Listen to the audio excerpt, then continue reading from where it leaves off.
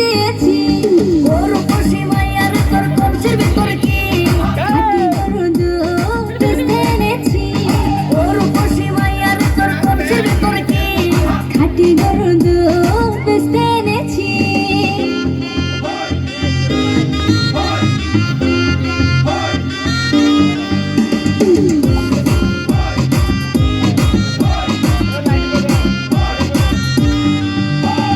তোর দুধেতে বড়ই মজা খেয়ে দিলটা হলো তাজা